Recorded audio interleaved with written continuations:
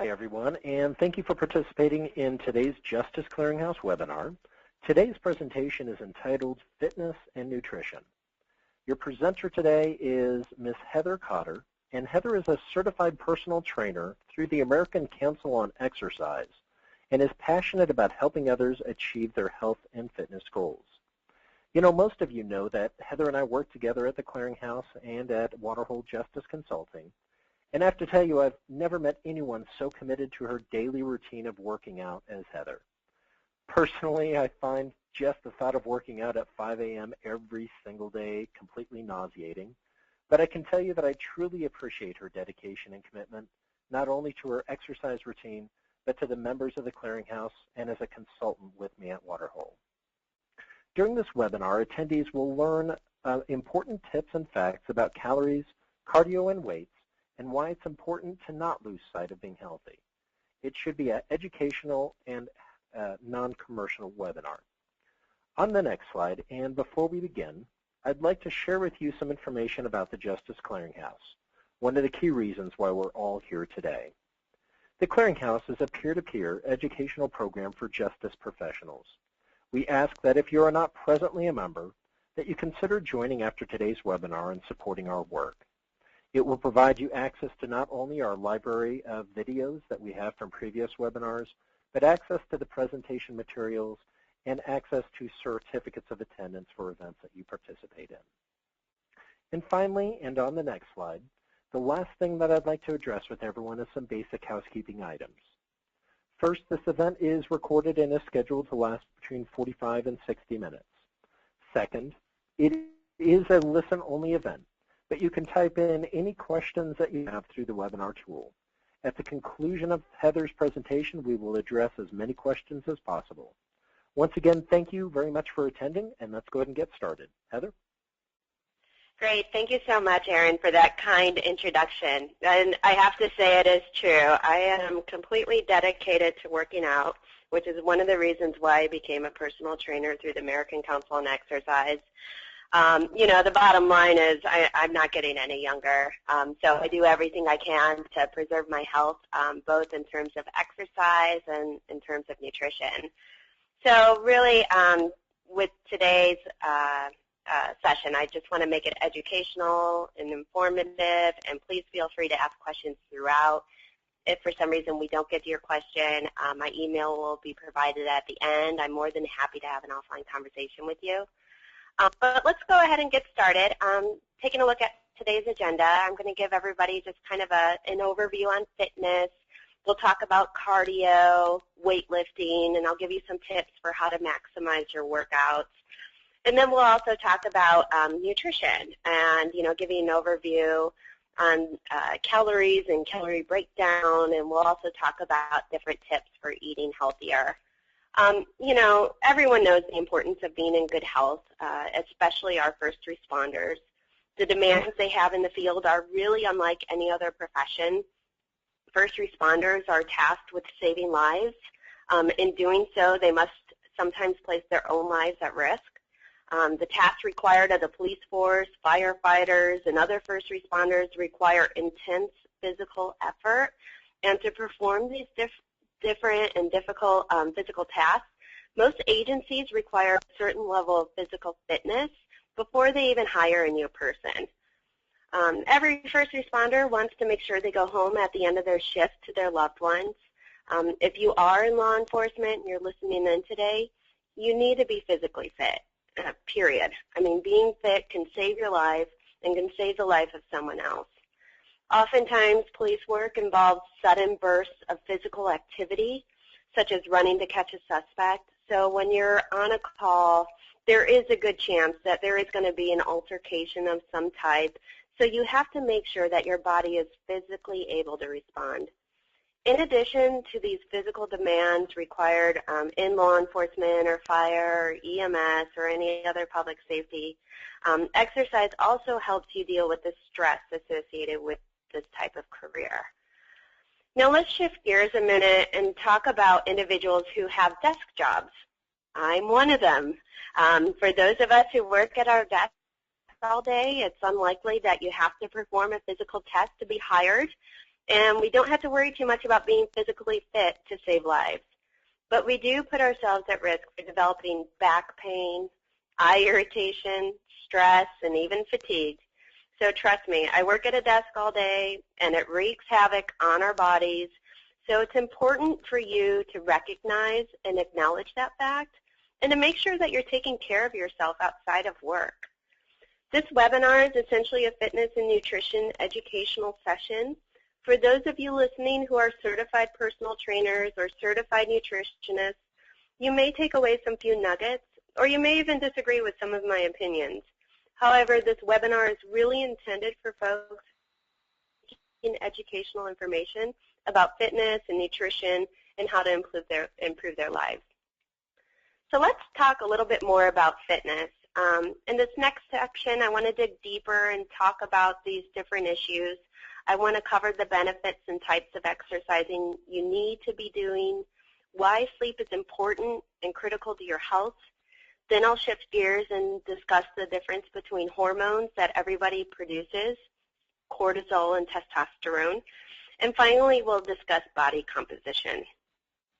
So let's start by talking about cardio.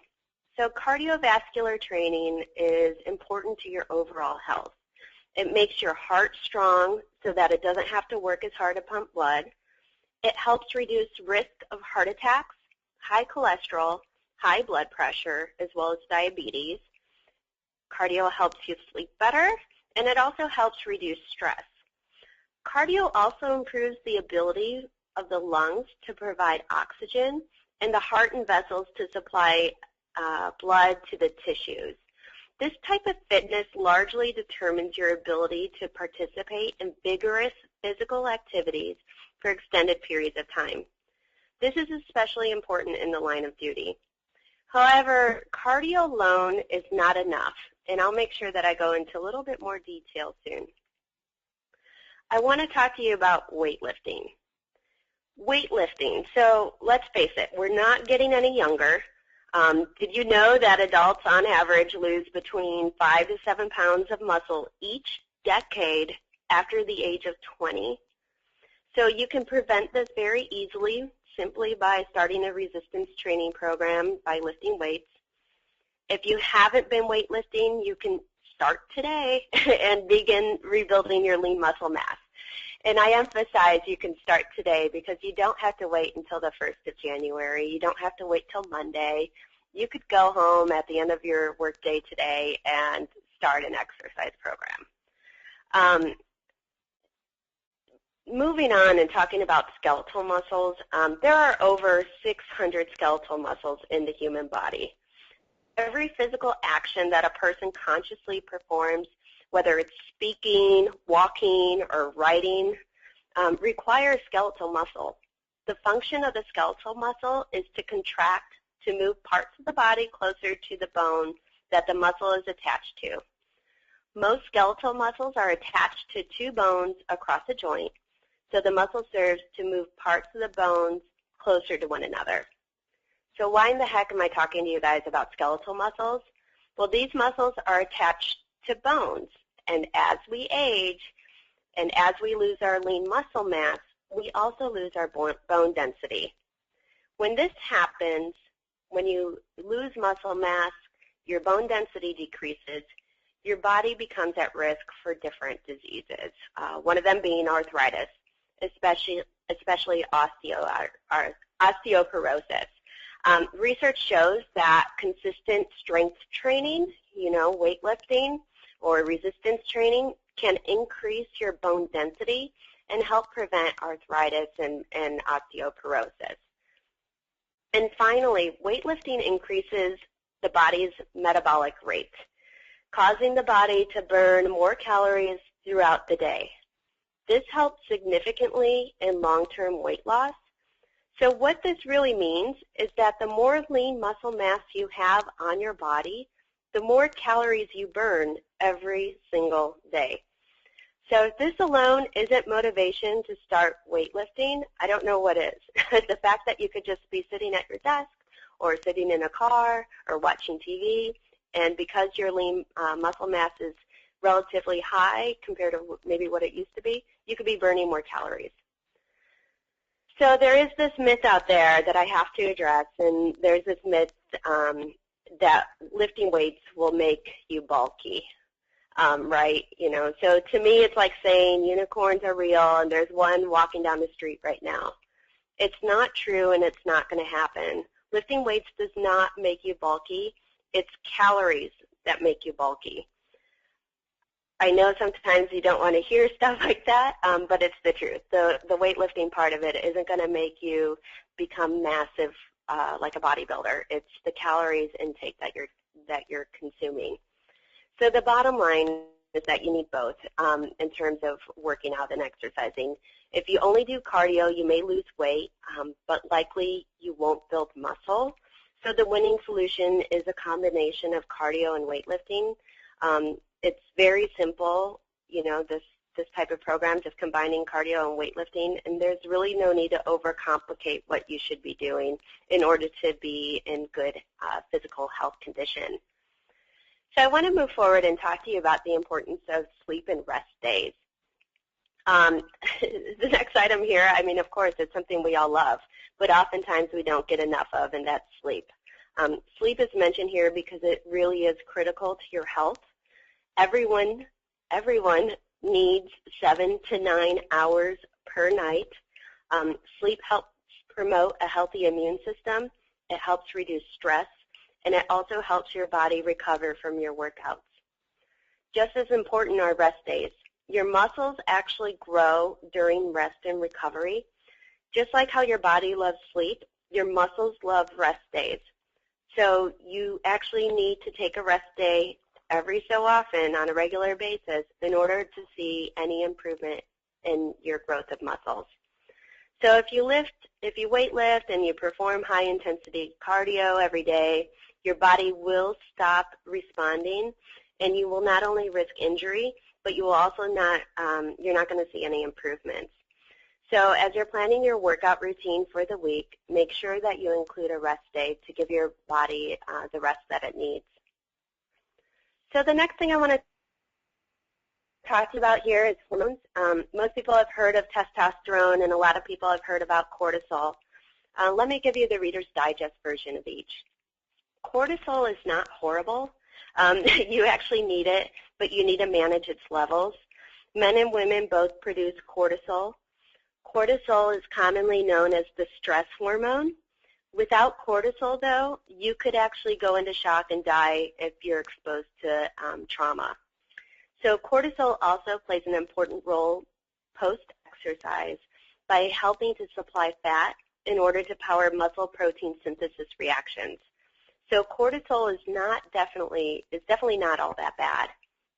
On the other hand, if you overproduce cortisol, your muscle will deteriorate and your body fat will increase. These are the very things that you're hoping to avoid. So if you work out excessively, you may produce too much cortisol and it will begin eating away your muscles. Furthermore, if you are a cardio junkie, like all you do is elliptical or treadmill or run, and you don't do any resistance training, or if you don't lift weights, your cortisol levels are likely higher than you think. So this is yet another reason to make sure that you're including weightlifting or resistance training in your regime, and make sure that you get enough sleep, and also make sure that you take a rest day each week. So the other one here is testosterone. Testosterone is actually good. Men and women both produce it. Testosterone may help fight depression. It decreases body fat. It increases muscle mass, and it may strengthen your heart. It may improve your cognitive ability. So there are many benefits to having a healthy production of testosterone. It's important to note that women generally, actually scientifically, they produce much less testosterone than men. Common sense, right? But there's, again, that myth that generally speaking among women that they will get bulky if they lift weights. So let me tell you again, it's not going to happen. Weightlifting is not going to make you bulky. You simply don't produce that much testosterone in order for that to happen. And also, going back to what I said earlier, it's the calories that will not weightlifting. So now, even though women produce less testosterone than men, there are ways everyone can naturally increase your body's testosterone, which you want to do. For example, you could reduce your sugar intake. You could help manage your stress. The more cortisol your body produces, the less testosterone your body can make. So stress management is important. Also, reduce inflammation. In the same way that insulin can lower testosterone by consuming too much sugar, too much inflammation can occur when you're not taking your rest days, when you have inadequate sleep, and you have poor dietary habits. So you want to make sure that you're taking good care of your body and getting that rest and sleep that you need to help reduce any type of inflammation you may have. And also, another idea for how you could increase your testosterone is the timing of the day in which you decide to do your weight training. Your testosterone levels vary throughout the day. Levels are typically highest in the morning and lowest in the afternoon, but research shows that strength training workouts may have a larger or greater effect on testosterone in the evening. So as a result, the brief boost from your exercise session in the evening might be even more significant because you'll be increasing your testosterone production. The next slide I want to talk to you about is body composition. Body composition is a term used to describe the percentages of fat, bone, and muscle in the human bodies. Most people just think about body fat and muscle, and that's what we'll focus on here. A common question that most people ask me is, how much do you weigh, right? We've all heard it. Nobody wants to answer it. And I could say with all honesty, I don't know how much I weigh. I don't weigh myself on a scale ever, with the exception of doctor visits. I just don't do it. My scale for me is the mirror, and my measure of progress is how well I can see muscle definition. So if you're working out regularly and you're a scale hopper and you're not seeing any changes, you should take a step back and just take a good look in the mirror. You know, are you seeing definition in your muscles in your body? If you are, that's great. Don't beat yourself up over the scale. If you're not seeing definition after a lot of working out and a lot of dietary changes, you know, the best thing that I recommend you can do is make a change in your diet and maybe switch up your workouts a little bit. The bottom line here is that change is actually really good for you. It's good for your body. You need to throw your body curveballs all the time in order to get the most bang for your buck after each workout. You know, I threw a chart on here on this slide talking about the essential fat, about body fat percentages. You know, it says that obese is considered for women 32% plus and for men 25% plus. You know, these are real numbers. I know other entities post like 30% is considered obese. And I have to say that most adults that I know, and I don't mean to be critical here, but they are on the average to obese side, just given what I know about body fat and kind of muscle definition. And, you know, nobody wants to consider themselves obese. Usually when you think of someone who's obese, you think of someone who's in the, you know, multiple hundreds of pounds, right, 300, 400, 500 pounds.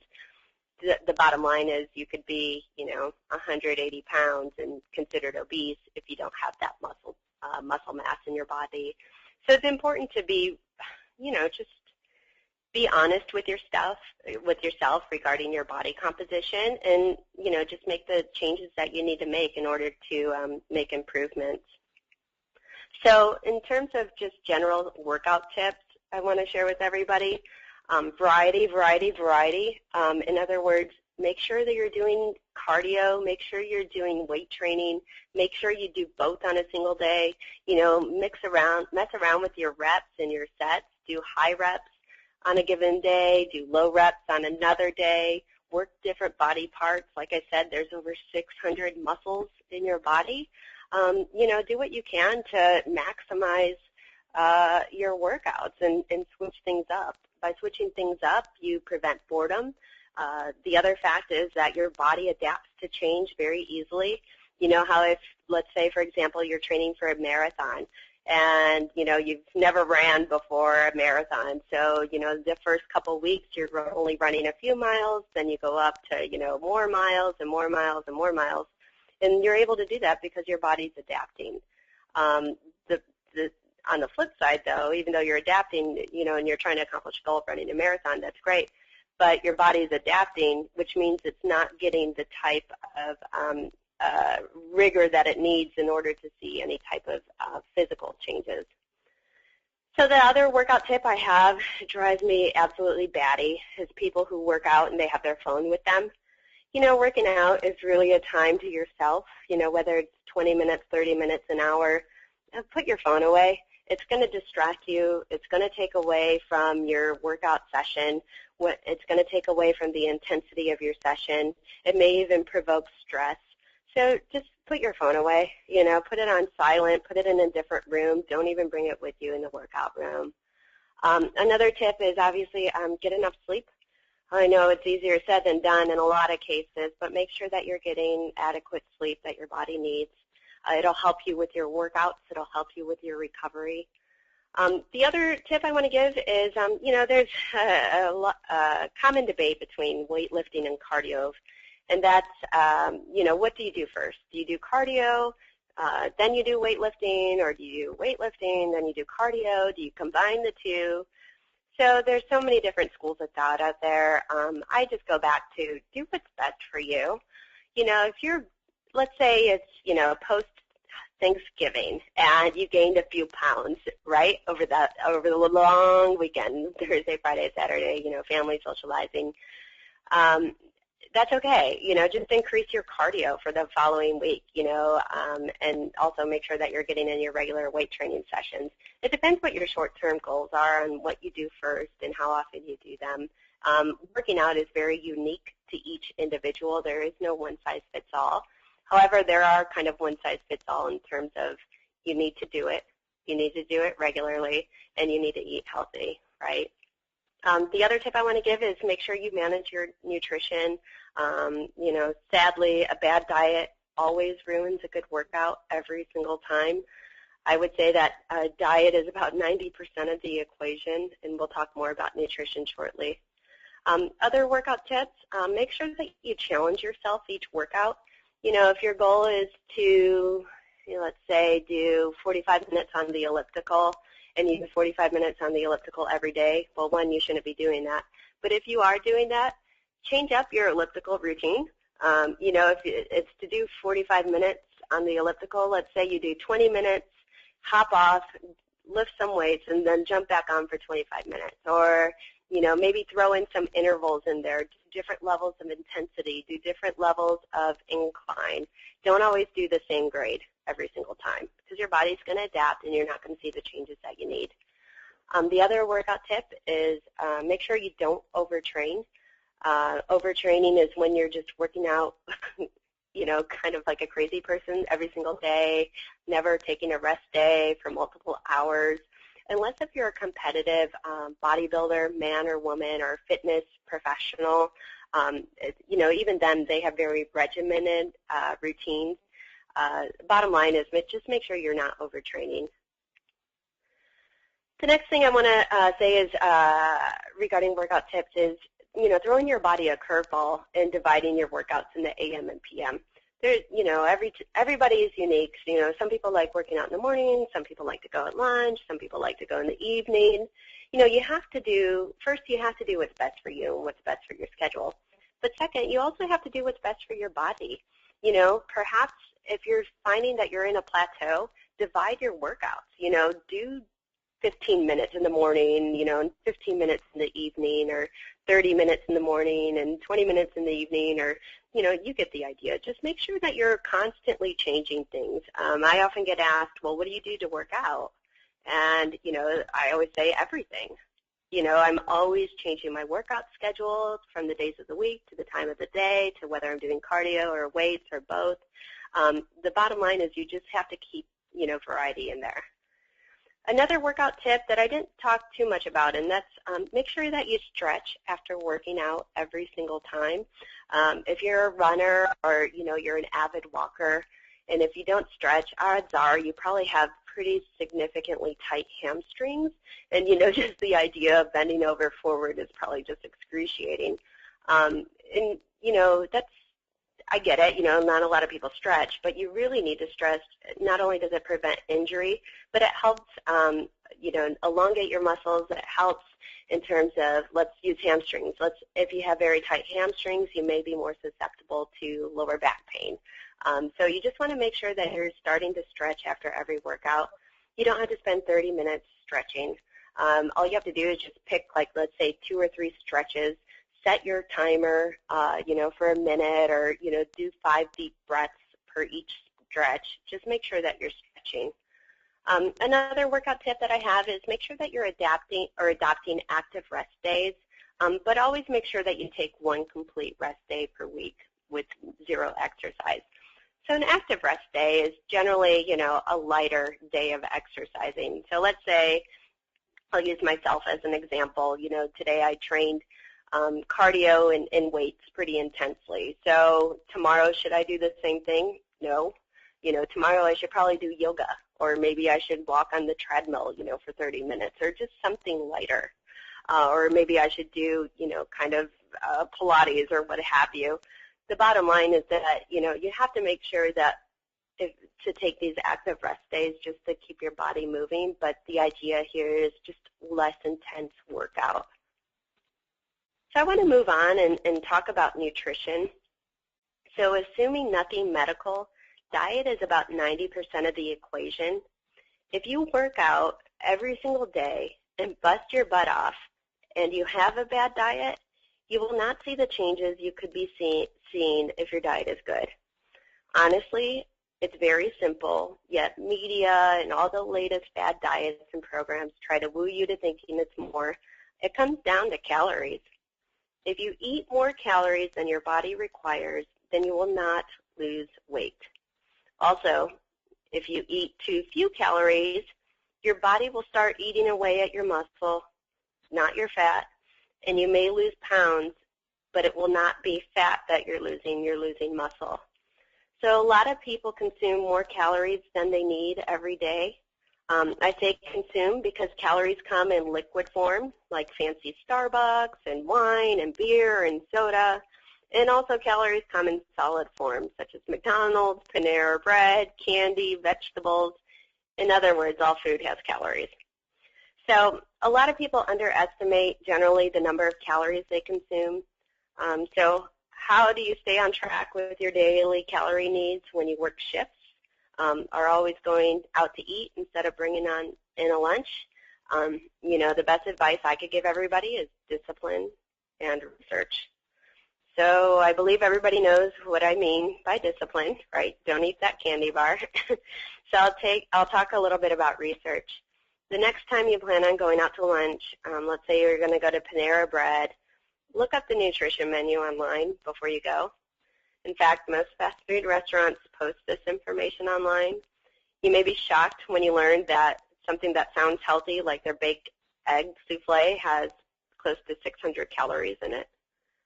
Or that one of their sandwiches has close to 1,000 calories in it. Something that you would think is healthy is actually very high in calories. So what you want to do is you want to do your research before you go out, if you can. Pre-select what you're going to order, and don't divert by the, let's say, at Panera, all those fancy baked goods like the cookies and the brownies. I have to say, I honestly rarely don't eat out. And it's not because I don't love great food. I'm a foodie. I love good food. But I also know that great food is so high in calories. Even mediocre food's high in calories. So when I do go out, for me it's more of a treat, and I just don't look back. I just keep moving forward. And, if I go out and I go crazy, where I have, the salad with all the great dressing and the, great entree, and then I follow up with a big piece of cake, and have some wine with it or whatever. I just make sure that, I enjoy it all, and then for the next couple of days, I probably increase the level of cardio I'm doing just to bounce back to normal. So in terms of kind of a nutrition overview, water. You need water. You need water every morning. you need water every afternoon, and you need water every evening, every day. So I have to admit that I'm very good, just on a personal level, about drinking water in the mornings, because that's typically when I work out, drinking water in the afternoons. But in the evenings, you know, after a long day at work, I sometimes forget to keep drinking my water. And sometimes I'm just so sick of it, I don't want any more. But I have to consciously remind myself to make sure that I drink water at night. So the best thing or a best practice that you can do is just make it a habit to start drinking 2 glasses of water with every meal. You know, before your meal, during your meal, or before your meal, after your meal, you get the idea. So the next concept I want to kind of talk to you guys about is this notion of a daily menu or a diary. I'm sure everybody's heard about a food diary. You know, honestly, these tools are about accountability to yourself. I've done both. I do both, not all the time, just usually when I'm at a plateau or in a funk. It's just part of my routine when I have very specific fitness goals. I don't always keep a food diary, and I don't always create a menu, but when I am training with a specific goal in mind, I do use these tools to help me. It's the project manager in me. So it's actually very simple conceptually. For the daily menu, each morning after I work out, I'll actually sit down and I plan what I'm going to eat and when I'm going to eat it for the entire day, so the time of day, right, and what I'm going to consume. I write down the calories, the protein grams, and fiber. Sure, you can measure fat grams and carbs, but for myself, I focus on calories, protein grams, and fiber. The daily menu is nice because it's essentially one of those, you know, to-do lists that we all have, and it keeps you on track. You're being proactive, whereas a food diary is more or less reactive. You know, if I'm going to, sometimes I do food diaries when I'm not sure what's going on, like when I'm not seeing progress or if I feel like I'm getting heavier, I'll keep a food diary just to kind of start writing down, oh, yeah, I had that handful of crackers. Like, oh, yeah, I had like 4 pieces of candy at that office I was just at. You know, and I hold myself accountable to that. So basically for a food diary, all you have to do is write down what you eat after you eat it. So it's reactive versus being proactive like a daily menu. The next thing I want to talk to you about is this idea of 5 to 6 meals each day. So just because we're getting older doesn't mean that you have to have slower metabolisms. Believe it or not, by eating every 2.5 to 3 hours, you boost your metabolism. So now the point here is that you don't eat 3-course meals at every one of these meals. Rather, you just should eat something nutritious. I kind of have a breakdown here that I'll talk about in a second. When you eat 5 to 6 times a day, it's very important that you're making smart calorie choices. I generally aim for 40% of my calories coming from protein, 30% from carbs, and 30% from fat. It's important, you know, to aim, if you're, especially in resistance training, and if you're trying to see improvement in your muscle mass, to aim for 1 gram of protein per pound of body weight. For me, I usually combine protein with carbs, such as, you know, this morning for breakfast after I worked out, I had a bowl of oatmeal, which is my carb, right, and it has fiber, and then I threw in a scoop of protein powder just to get it some extra protein. It's really a good practice to eat a carb-protein combination within 45 minutes of your workout to help refuel your body and give your muscles the nutrition they need. Your body is actually really hungry for calories and protein after a tough workout, whether it's a cardio workout or a weights workout, and it's the best time to kind of take advantage in refueling your body. So regarding calories, all calories count toward whatever your daily requirement is, and also all calories are not created equal. So for breakfast, if you drink, you know, a grande, non-fat, skinny vanilla latte from Starbucks, that's about 120 calories. And let's say you're in line and that very, very fat-free coffee cake looks good. That's about another 350 calories. So you will have consumed close to 500 calories for your breakfast. So there's nothing wrong with this because I'm sure it was delicious, but it's not very nutritious, and honestly your body won't respond to it the way how your taste buds do. I recognize that it does taste good, but I don't know about that, but your body doesn't like it so much. So to regulate your body's metabolism, you should focus on dividing your calories up throughout the day. For example, like I have here, maybe your first meal of the day is 300 calories. Then, a couple hours later, 3 hours later, you have something that's about 150 calories. Then your third meal is another 350, 150, 400, 150, right? So if you do the quick math here, you're at 1,500 calories, which is probably what you need, depending on how your size. There's a lot of factors that go into what your daily requirement needs are, and it's all individual.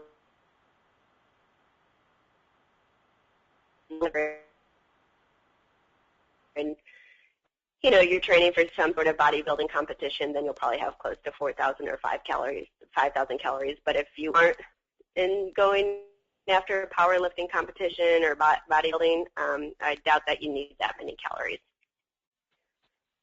So in terms of calories, all calories count, but they're not created equal. For every 1 gram of fat, there are 9 calories. For every 1 gram of protein, there are 4 calories. For every 1 gram of carbohydrates, there are 4 calories. And this one's depressing, but for every 1 gram of alcohol, there are 7 calories, so it's pretty high. So if you're working out regularly and you want to maximize your results, I suggest first figuring out how many calories your body needs. Second, making sure that you're holding yourself accountable to meeting, not limiting, and not exceeding those calorie requirements that your body needs. Third, you should divide up your calories, so about 40% come from protein, 30% come from fat, and 30% come from carbs. And fourth, you should definitely be eating frequently, 5 to 6 times a day to keep your metabolism roaring. You want to regulate. This also helps regulate your insulin levels, as well as it helps prevent overeating. So in terms of nutrition tips, as we kind of wind down here, you want to always eat every 2.5 to 3 hours. Like I said over and over for the last 5 minutes, that it will help regulate your metabolism. It'll prevent you from overeating. You could have something, make sure you have your breakfast. You could have a protein bar if you're in a meeting. Don't be ashamed to eat a snack during a meeting. I guess it depends on the type of meeting you're at. But I have no shame when it comes to it, again, depending on the type of meeting that I have. But you want to make sure that you eat every 2.5 to 3 hours. Also, it's important to make sure that you eat something with protein at every meal. Protein can actually keep you full longer. So you want to make sure that, if your snack in the evening, you probably should have like a yogurt or cottage cheese versus a banana or an apple in the evening. But it also depends on your evening activities. So everything's kind of, dependent on what your activities are for that day, and they're individual based. The other thing I want to mention here is, and I didn't talk too much about it, is daily fiber requirements is 25 grams for a woman, and for men it's about 30 grams a day. Most people don't consume the fiber that they need. Usually you could get fiber through vegetables, or you could also get fiber through supplements. But it's important to kind of monitor that. Fiber helps you feel fuller longer. It helps with your digestive system. So you should take a look at what your fiber consumption is. Most people probably don't think about it. Also, I threw it in here because it's relevant. Make sure you get enough sleep. A bad night's sleep, or if you're, up late past your regular hours, usually that's when you start to get drowsy, you start to kind of yearn for or long for sugar and other foods that you probably shouldn't be eating. So by getting enough sleep, it'll help you overall with your nutrition. As I mentioned earlier, you want to make sure that you eat within 45 minutes post-workout. A good carb and protein combination. If you don't like oatmeal and protein powder, you could have a, protein shake with a banana thrown in there, right? So you have your carb protein balance. Make sure, this is a good one, so make sure you eat something high in protein before you go to bed, if you can. So there's 2 different types of protein. There's whey protein, W-H-E-Y, and then casein, C-A-S-E-I-N. So whey protein is digested a lot faster in the body. So typically when you have a post-workout recovery protein drink, usually you should use whey protein powder, especially if it's in the morning. However, if you're working out in the evening, you may want to get the whey protein powder because it goes quicker to your muscles. But you want to think about consuming casein, or I think I pronounced it right, C-A-S-E-I-N, before you go to bed. So casein is a slower digestive protein. What happens when you're sleeping is your body goes into a fast for, let's say, you're getting your 9 hours. So that's 9 hours without food. So because you're doing a good job by keeping your metabolism roaring, because you're eating every 2.5 to 3 hours, 5 to 6 times a day, what happens when you're not eating when you're sleeping? Well, your body starts fasting, and the first thing your body goes to is muscle better than fat. That sucks, right? But it's the truth. So you want to make sure that you have a slow digestive protein before you go to bed, because that way your body could feed off that protein for a longer period of time versus a faster protein or something of sugar, like an apple or a banana or a candy bar. You don't want to have those things before you go to bed. At the end of the day, you have to keep it real, and allow yourself a cheat meal. And by meal, I don't mean an entire day. Of course, holidays are kind of exceptions for everybody. I recognize that. But you have to be smart in terms of what you're consuming and really understand what you're consuming in terms of calories and nutrition benefits. Of course, I have to say, make sure you eat more veggies and fruit. A lot of people don't, and that's just how it is. But, you just want to be more mindful of what you're consuming, and veggies and fruit are always good picks. And also make sure that you're drinking 2 cups of water every meal before and after. It's a good practice. You just want to, you can get enough water, but I doubt that many people get to that point. So just make sure that you're consuming water throughout the day. That's all I have for this webinar. I know I threw a lot of information at you guys, so please let me know if you have any questions, and I'd be happy to entertain those. Thanks, Heather, so much. It was an outstanding presentation, and as you already said, a lot of really good information was shared, has already been shared. So we do have a number of questions, and I encourage people to go ahead and submit your questions, and we will get through as many as we possibly can. The first question relates to your, and I hope I'm pronouncing it, casein protein. Can you describe or recommend some sources for that kind of protein? Sure. So, the first one that comes to mind is cottage cheese. So that's a slower digestive protein. That's what I would recommend. And also, because I don't have all the facts in front of me, I would do a quick Google search on casein proteins. Another one is, there's certain protein powders out there, right? You could go to Amazon.com or any, website where you could buy protein powders, and they do actually have both. So you could buy whey protein and casein protein. Great. Thank you so much. When you refer to a rest day, do you mean no workout at all that day, or are you just resting particular muscle groups during that day? Sure. So generally the way how I was using rest day in this webinar was no workout. However, workout defined, you can have an active rest day where you're stretching or doing yoga, and that could be considered a rest day. But typically when I say rest day, especially in terms of working out, I would say no cardio, like intensive, heart racing cardio, and no intensive weightlifting. Great. Thank you. Earlier you made brief mention to the fact that eating sugar creates inflammation. Are you able to go into any more details about that? No, I can't go into those details, and it's not because I don't want to. It's just because I'm not a certified nutritionist. So in terms of what it does, it just throws your body off. But beyond that, I don't have anything else to add. Sure, I understand that. And then the last question that we have is, you talked about the breakdown for nutrition as being 40% protein, 30% carbs, and 30% from fat. So I guess that was more of a confirmation that that is the percentage. Is that unique for you, what you have found through a nutritionist or something like that, or is that kind of a people can apply it, everyone can apply it? Yeah, so that's pretty general. That is unique to me. Everybody's different. It really depends on what your fitness goals are. You know, if you're an avid runner and you run like, you know, excessive miles throughout the week, you may have a higher carb intake than you would maybe fat intake. So it really depends on what your fitness goals are. What I found, just as a kind of a general rule of thumb, the 40-30-30 breakdown is pretty common. And it's just, you know, what's more important is not obsessing. You know, the first thing everybody has to get right are the calories, and then look at where those calories come from. That's really good advice.